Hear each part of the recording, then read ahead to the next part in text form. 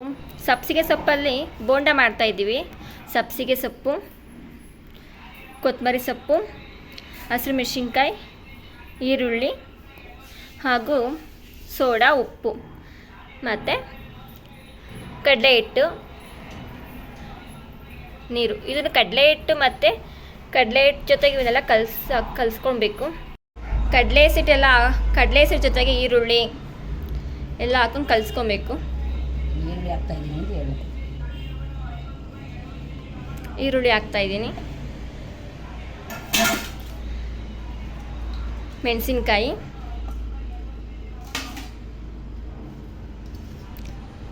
ಕೊತ್ತಂಬರಿ ಸೊಪ್ಪು ಅಲ್ವಾ, ಸಬ್ಸಿಗೆ ಸೊಪ್ಪು,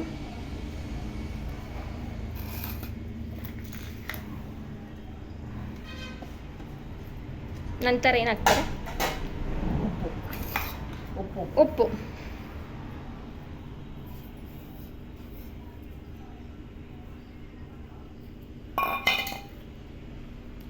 ಸೋಡಾ.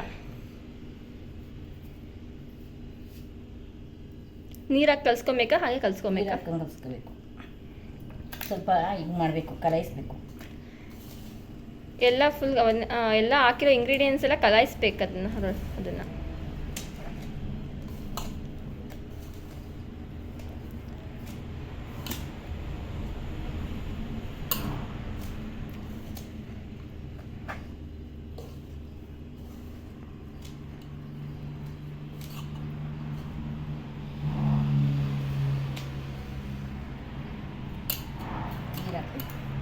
ಇವಾಗ ಸ್ವಲ್ಪ ಸ್ವಲ್ಪ ನೀರು ಹಾಕೊಂಡು ಕಲಿಸ್ಕೊಬೇಕು. ಕಲಾಯಿಸ್ತೀನಿ ನೀರು.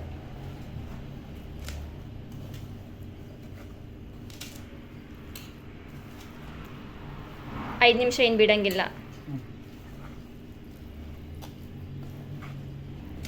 ನೀಟಾಗೆಲ್ಲ ಕಲಿಸ್ಕೊಬೇಕು.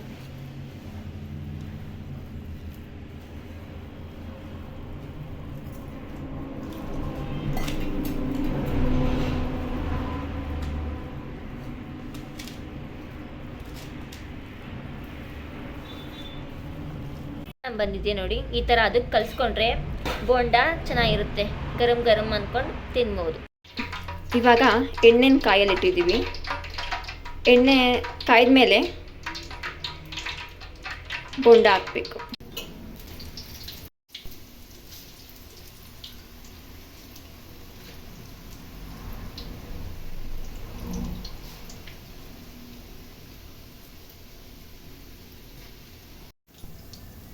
ಬೋಂಡ ಬೇಯ್ತಾ ಇದೆ, ಸಿದೋಗ್ಬಾರ್ದಲ್ವಾ, ಅದು ತಿರುವಾಗಬೇಕು.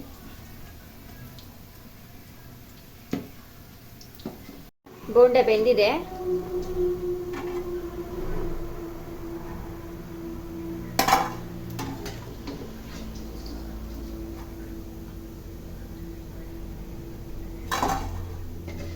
ಬೋಂಡ ಚೆನ್ನಾಗಿ ಬೆಂದಿದೆ.